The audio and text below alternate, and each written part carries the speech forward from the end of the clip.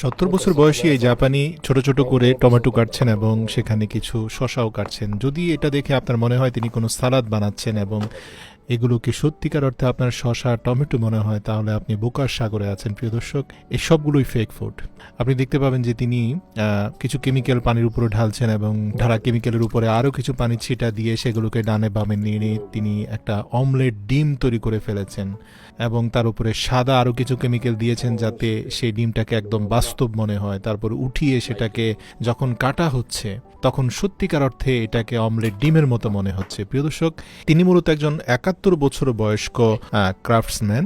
এমন নয় যে তিনি আসলে ফেক ফুড বানান এবং তিনি তা বিক্রি করেন। তিনি অত্যন্ত একজন ভালো মানুষ। বিভিন্ন রাসায়নিক কেমিক্যালের উপরে তার যথেষ্ট দক্ষতা আছে, কিন্তু বিশ্বব্যাপী মানুষকে ফেক ফুডের ব্যাপারে সচেতন করতে তিনি মূলত ফেক ফুড বানান। আর এছাড়াও ফেক ফুড দেখতে অনেকে আবার পছন্দ করে। তো যাই হোক প্রিয় দর্শক, আমি ধাপে ধাপে আপনাদেরকে দেখাচ্ছি। তিনি শুরুতে দেখতে পেলাম যে একটা কৃত্রিম চিংড়ি বানিয়ে ফেললেন এবং এমনভাবে চিংড়িটাকে মুখের সামনে ধরলেন যেন তিনি খেয়ে ফেলবেন।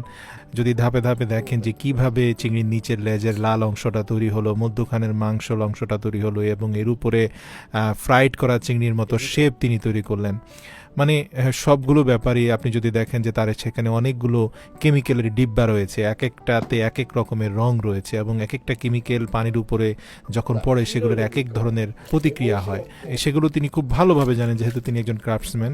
সবচেয়ে ইন্টারেস্টিং হচ্ছে তিনি বাঁধাকপির একদম যেটা গোড়ার দিকে থাকে সেটা সাদা হয় এবং উপরের দিকের অংশটা যেখানে সূর্যের আলো পড়ে সেটা সবুজ হয়। সেটাও তিনি খুব সুন্দর করে পানির মধ্যে কেমিক্যাল ছিটিয়ে পূর্ণাঙ্গ একটা বাঁধাকপির পাতা তৈরি করে ফেললেন এবং সেটাকে খুব সুন্দর করে ফোল্ড করে এবং সেটাকে যখন কাটলেন তখন কচকচ শব্দ হলো, যেন মনে হচ্ছে সত্যিকার অর্থে তিনি কোনো তাজা বাঁধাকপির পাতা কাটছেন। একেবারে রিয়েলিস্টিক মনে হচ্ছিল। তিনি বেশ কয়েকটি টুকরে বিভক্ত করেছেন বাঁধাকপিটাকে। তিনি দেখালেন কিভাবে কৃত্রিমভাবে আইসক্রিম বানানো যেতে পারে এই সকল উপাদান দিয়ে। তো প্রিয় দর্শক, শুধু তাই নয়, তিনি পূর্ণাঙ্গ মাংস বা রামেন বা স্যুপের মধ্যে যে পাতলা মাংসের টুকরো সেদ্ধ করা হয় সেই মাংসের টুকরো পর্যন্ত তিনি এই পানির উপরে তৈরি করে ফেলেন এবং ন্যাচারাল মাংসের ভেতরে যেরকম একটা চর্বির লেয়ার থাকে সেরকম লেয়ার পর্যন্ত তিনি এই কেমিক্যাল দিয়ে ক্রিয়েট করলেন। তো তার এখানে আপনি দেখবেন যে এক একটা বক্সে এক এক রকমের বস্তু আছে। এগুলো সবই ফেক ফুড। ফেক ভুট্টা, ফেক চিংড়ি, ফেক ডাল, ফেক মশলা, ফেক বাদাম, বিভিন্ন রকমের বস্তু আছে, এমনকি ফেক নুডলস আছে। তো তিনি এগুলো বিভিন্নভাবে সুন্দর করে সাজিয়ে মানুষের সামনে, ছোট ছোট বাচ্চাদের সামনে ডিশের মতো করে দেন এবং তারা এটা দেখে খুব মজা পায়। তো অনেকেই ওনার অনেক ভিডিও ইতিপূর্বেও দেখেছেন এবং ধারণা করছেন যে তিনি আসলে ফেক ফুডের ব্যবসা করেন বা ফেক ফুড বানিয়ে মানুষকে খাইয়ে দেন। না, মূলত এমন কিছু না। তিনি অত্যন্ত ভালো মানুষ।